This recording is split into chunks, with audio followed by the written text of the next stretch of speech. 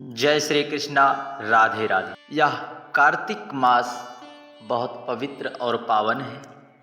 इस कार्तिक मास में कब है एकादशी? 8 या 9 नवंबर। कब है रमा एकादशी? क्या है पूजा की विधि और पारण का समय?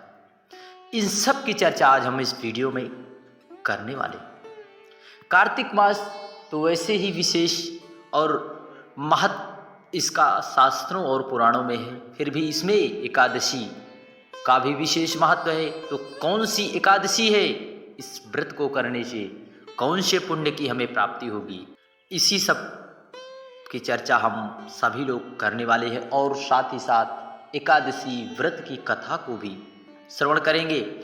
और क्या शुभ मुहूर्त रहेगा, क्या पूजा विधि रहेगी, क्या पारण का समय रहेगा। यदि शुभ मुहूर्त में यदि व्रत किया जाए, पूजा किया जाए तो उसका फल कई गुना। पुत्र गणेश की जय। कार्तिक माह में कृष्ण पक्ष की रमा एकादशी की तिथि आप सुन लीजिए और नोट कर लीजिए। 8 नवंबर 2023 को सुबह 8:23 से शुरू हो रही है। अगले दिन 9 नवंबर यानी 9 नवंबर 2023 को 10:41 पर इसका समापन होगा।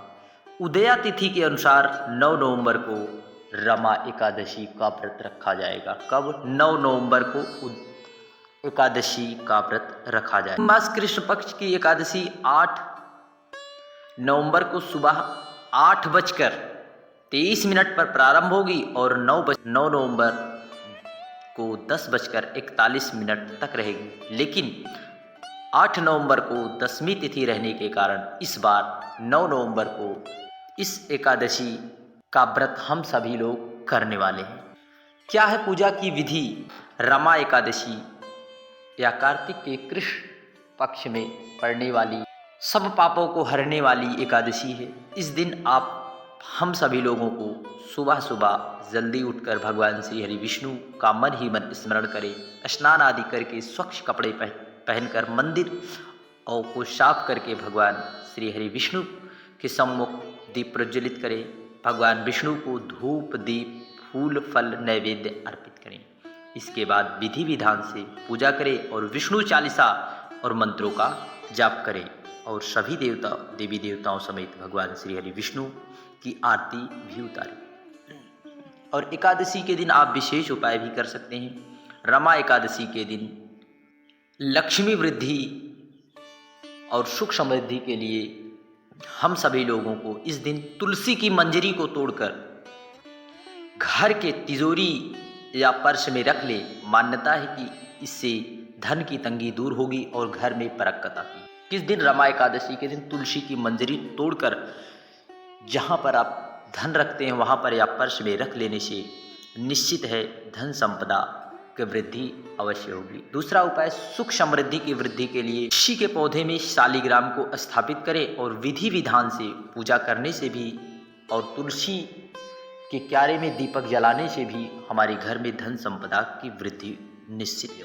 8 नवंबर 2000 हम सभी लोग 8 नवंबर 2023 8:23 अर्थात एकादशी रही है, परंतु एकादशी की समाप्ति 9 नवंबर 2023 10:41 पर हो रही है। लेकिन उदया तिथि के अनुसार हम सभी लोग 9 नवंबर को ही एकादशी का व्रत करेंगे और व्रत का पारण समय 10 नवंबर को 6:39 से 8:50 तक है। आप सभी लोग इसी शुभ मुहूर्त में एकादशी के व्रत का पारण कर सकते हैं, क्योंकि शुभ मुहूर्त में किया गया पारण जो है हमें अत्यधिक कई गुना फल प्राप्त कर देता है। इस दिन ऐसी मान्यता है कि भगवान विष्णु के भोग में तुलसी को जरूर शामिल करें। ऐसा माना जाता है कि बिना तुलसी के भगवान श्री हरि विष्णु का भोग ग्रहण नहीं करते। यह एकादशी दिवाली से पहले पड़ने वाली एकादशी काफ़ी खास होती है। इस दिन भगवान श्री हरि विष्णु के साथ माता लक्ष्मी की पूजा करने से हमारी सारी मनोकामनाएं पूर्ण हो जाती हैं और सुख समृद्धि की प्राप्ति होती है। रमा एकादशी के दिन विधि विधान से पूजा करें, व्रत रखें और इस दौरान कथा भी श्रवण करना चाहिए, क्योंकि एकादशी व्रत करने से, कथा न श्रवण करने से व्रत अधूरा रह जाता है। इसलिए कथा अवश्य सुने, और कथा को श्रवण करने से हमारे संपूर्ण पापों का क्षय होता है और हम पर भगवान श्री हरि विष्णु की विशेष कृपा जरूर होती है। एक बार महाराज युधिष्ठिर ने भगवान श्री कृष्ण से पूछा, हे माधव, आपका स्नेह हम पर सदा सदा बना रहता है, तो हमें कार्तिक मास के कृष्ण पक्ष की एकादशी का क्या फल है, इसका व्रत कैसे करें, इसका क्या विधान है और इस व्रत करने से क्या लाभ होगा, आप कृपा करके माधव हमें इसकी कथा और विस्तार से अवश्य बताइए। भगवान श्री कृष्ण बोले, एक समय की बात है, मुचकुंद नाम का एक सत्यवादी तथा विष्णु भक्त राजा था। राजा ने अपनी प्यारी सी बेटी चंद्रभागा का विवाह राजा चंद्रसेन के पुत्र शोभन से किया। राजा मुचुकुंद एकादशी का व्रत विधिवत तरीके से करता था। इतना ही नहीं, उसकी पूजा भी एकादशी के नियमों का अच्छी तरह से पालन करती थी। उसकी प्रजा भी एकादशी के नियमों का बड़ी ही श्रद्धा भाव से करती थी। एक बार कार्तिक मास के दौरान शोभन ससुराल गया। उस दिन रमा एकादशी का व्रत था। राजा ने घोषणा कर दी कि सभी लोग रमा एकादशी का व्रत नियम पूर्वक करें।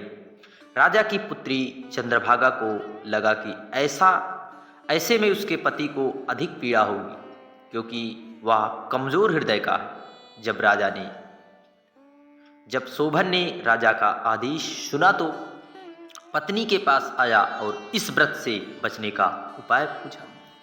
उसने कहा, यह व्रत करने से वह मर जाएगा। चंद्रभागा ने कहा, इस राज्य में रमा एकादशी के दिन कोई भोजन नहीं करता। यदि आप व्रत नहीं कर सकते तो दूसरी जगह चले जाएं। इस पर शोभन ने कहा कि वह मर जाएगा, लेकिन दूसरी जगह भी नहीं जाएगा, वह व्रत करेगा। उसने रमा एकादशी का व्रत किया, लेकिन भूख से उसका बुरा हाल हो गया था। रमा एकादशी की रात्रि के समय जागरण भी था। वह रात शोभन के लिए असहनीय थी। अगले दिन सूर्योदय से पूर्व ही भूख से शोभन की मौत हो गई। ऐसे में राजा मुचकुंद ने अपने दामाद शोभन का शव का अंतिम संस्कार किया और उसे जल में प्रवाहित कर दिया और अपनी बेटी को सती न होने का आदेश दिया। उसने बेटी से भगवान विष्णु पर आस्था रखने को कहा। पिता की आज्ञा मानकर बेटी ने व्रत को पूरा किया। उधर रमा एकादशी के प्रभाव से शोभन जीवित हो गया और उसे विष्णु कृपा से मंदराचल पर्वत पर देवपुर नामक उत्तम नगर मिला। राजा शोभन के राज्य में स्वर्ण, मणियों, आभूषणों की कोई भी कमी न थी। एक दिन राजा मुचकुंद के नगर पर एक ब्राह्मण तीर्थ यात्रा करते हुए शोभन के नगर में पहुंचे, जहां उसने राजा शोभन से मुलाकात की। राजा ने अपनी पत्नी चंद्रभागा तथा ससुर मुचकुंद के बारे में पूछा। ब्राह्मण ने कहा कि वे सभी कुशल हैं। आप बताएं, रमा एकादशी का व्रत करने के कारण आपकी मृत्यु हो गई थी, अपने बारे में बताएं। फिर आपको इतना सुंदर नगर कैसे प्राप्त हुआ? तब शोभन ने कहा, यह रमा एकादशी का फल है, लेकिन यह अस्थिर है, क्योंकि वह व्रत विवस्था में किया गया था, जिस कारण अस्थिर नगर मिला, लेकिन चंद्रभागा इसे स्थिर कर सकती। उस ब्राह्मण ने सारी बातें चंद्रभागा से कही। तब चंद्रभागा ने कहा, यह स्वप्न तो नहीं है? ब्राह्मण ने कहा कि नहीं, यह प्रत्यक्ष तौर पर देखकर आया है।